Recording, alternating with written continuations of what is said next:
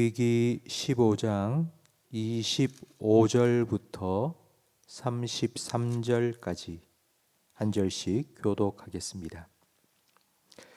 만일 여인의 피의 유출이 그의 불결기가 아닌데도 여러 날이 간다든지 그 유출이 그의 불결기를 지나도 계속되면 그 부정을 유출하는 모든 날 동안은 그 불결한 때와 같이 부정한즉 그의 유출이 있는 모든 날 동안에 그가 눕는 침상은 그에게 불결한 때의 침상과 같고 그가 앉는 모든 자리도 부정함이 불결한 때와 부정과 같으니 그것들을 만지는 자는 다 부정한즉 그의 옷을 빨고 물로 몸을 씻을 것이며 저녁까지 부정할 것이요 그의 유출이 그치면 이레를 센 후에야 정하리니 그는 여덟째 날에 산비둘기 2마리나 집비둘기 새끼 2마리를 자기를 위하여 가져다가 회막문 앞 제사장에게로 가져갈 것이요 제사장은 그 한 마리는 속죄 제로 다른 한 마리는 번제로 드려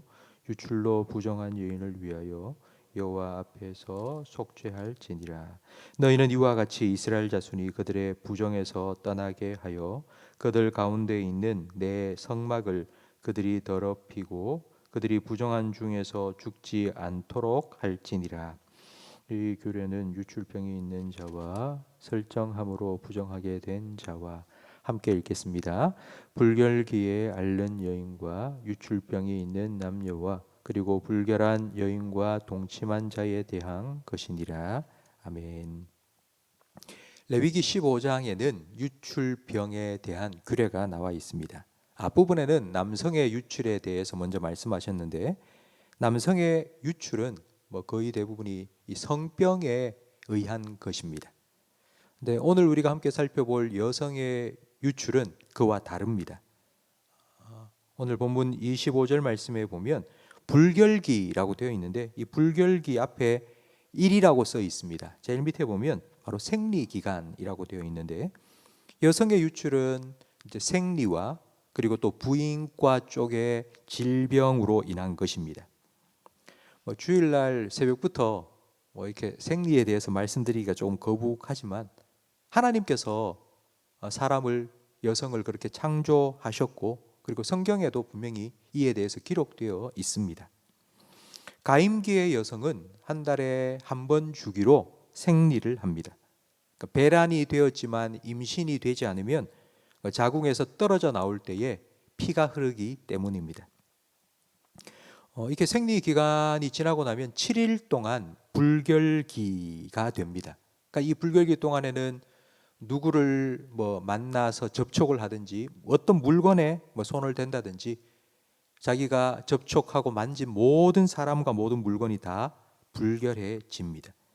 근데 이 7일 동안의 이 불결한 기간은 죽은 시체를 만질 때의 불결한 기간과 똑같은 기간입니다.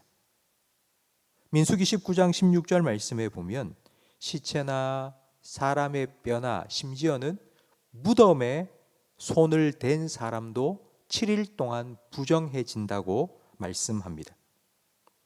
육체의 생명은 피에 있다는 레위기 17장 말씀처럼 피가 생명인데 생리기간에 그 피를 흘린다. 이 말은 죽음을 의미하는 것입니다.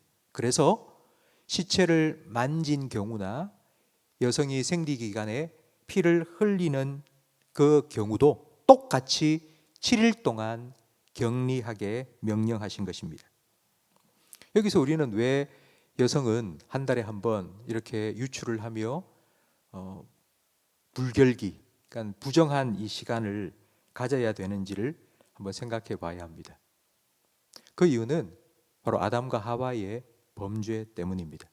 그럼 똑같이 죄를 지었는데 왜 남자는 안 그렇고 여자만 이런 어려움을 당해야 되느냐라고 생각하실 수도 있는데 남자에게는 아담에게는 하나님께서 땀 흘려 수고하라는 징계를 주셨고 여자에게는 해산의 고통을 주셨기 때문입니다.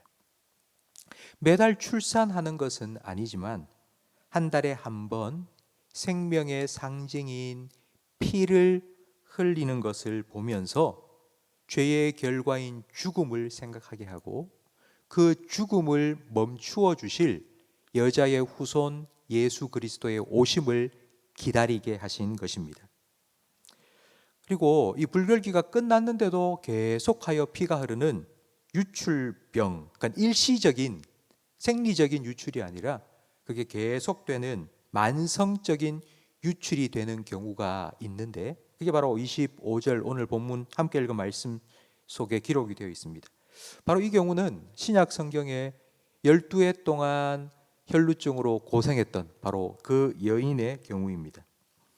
31절 말씀에 보면 이렇게 유출병이 있는 사람은 하나님의 성막에 가까이 오지 못하도록 하나님께서 막으셨습니다. 유출병자가 성막에 들어와 성막을 더럽히면 죽을 것이라고 하나님 말씀하십니다. 그렇다면 이 12해 혈루증을 앓은 여인은 이 말씀을 어긴 것입니다. 예수님께서는 자신을 내 몸이 성전이라고 말씀하셨습니다. 근데 참 성전, 거룩한 성전 되신 예수님을 몰래 와서 만졌습니다. 그러니까 오늘 본문 말씀대로라면 이 12의 혈루증 걸린 여인은 거룩한 성전 되신 예수님을 만졌기 때문에 죽어 마땅한 사람입니다. 그런데 정반대의 결과가 일어났습니다. 예수님께 손을 대는 순간 12년 동안 흐르던 피가 그 순간 멈추었습니다. 죽은 것이 아니라 이 여인은 살아났습니다. 여인의 부정함이 예수님께 전염된 것이 아니라 예수님의 거룩함이 이 여인에게 전염되었기 때문입니다. 손을 대는 순간 마치 전기에 감염되듯 예수님의 생명과 능력이 이 여인에게로 흘러 들어갔습니다. 이 여인은 12년 동안 혈루증을 앓았습니다. 12년 동안 병으로 고생하면서 용하다는 의사 다 찾아가고 수소문해서 약도 지어 먹고, 그래서 그와 함께 살고 있는 동네 사람들은 이 여인의 병세에 대해서 잘 알고 있었습니다. 그리고 이 여인과 살짝만 몸이 닿아도 자기도 부정해진다는 것을 누구보다도 동네 사람들이 잘 알고 있었습니다. 그래서 이 여인은 기피 대상 1호입니다. 마치 코로나 확진자처럼 절대로 가까이 하면 안 된 그런 사람으로 동네 사람들은 인식하고 있었습니다. 그런데 예수님이 그 마을에 찾아왔고 예수님을 만나기 위해 수많은 사람들이 몰려들었는데 이 여인이 그 속에 들어간 것입니다. 여러분, 매우 위험한 일입니다. 네가 나 건드리면 나도 부정해줘. 절대 가까이 오지 마. 잘못하다간 돌에 맞을 수도 있습니다. 그런데 이런 위험을 감수하고 예수님께 나아갔습니다. 예수님 옷에 내가 손만 대도 내 병이 나을 거라는 믿음이 있었기 때문입니다. 성도 여러분, 그렇게 예수님을 만진 그 여인을 예수님께서 보셨습니다. 예수님은 그 여인의 피 흐르는 상태를 본 것이 아니라 그 여인의 믿음을 보셨습니다. 그리고 예수님께서 이렇게 말씀하셨습니다. 여인아, 너의 믿음이 너를 구원하였다. 구약의 율법은, 우리가 지금 살펴보고 있는 레위기의 율법은 병이 들면 너는 병 들었으니 부정하다, 그러니 격리해라고 말씀하지만 율법을 완성하신 예수님께서는 병든 자에게 의사가 필요하다 말씀하시면서 찾아와 주셨습니다. 구약의 율법은 네 병이 걸렸니? 다 낫고 난 다음에 정결하게 한 후에 나한테 제사 드리러 오라고 말씀하지만 예수님께서는 있는 모습 그대로 언제든지 나에게 오라고 말씀하십니다. 오늘 우리는 예수님의 또 초청을 받고 또 이 기도의 자리로 나와왔습니다. 12의 혈루증 걸린 여인이 손만 대도 내 이 병이 낫겠다 했던 그 믿음 가지고 여러분이 가지고 있는 어떤 문제 주님 앞에 내어 놓는 시간이 되기를 바랍니다. 손을 대는 그 순간 주님의 생명과 능력과 은혜가 여인에게 흘러들어와 그 피가 그 순간에 멈추었던 것을 그 여인이 스스로 깨닫게 된 것처럼 여러분, 그 주님을 믿고 여러분의 기도의 제목을 아뢰시고 주님의 만지심, 주님과 믿음으로 연결되어 주님의 능력이 여러분의 삶에 흘러들어오는 그 놀라운 역사를 오늘 이 기도의 시간을 통하여 경험할 수 있게 되기를 주님의 이름으로 축원합니다. 기도하겠습니다. 하나님 아버지, 피는 생명이라 말씀하셨고 독생자 예수님의 피를 십자가 위에서 우리를 위하여서 흘려주심으로 우리에게 생명을 허락하여 주셔서 감사합니다.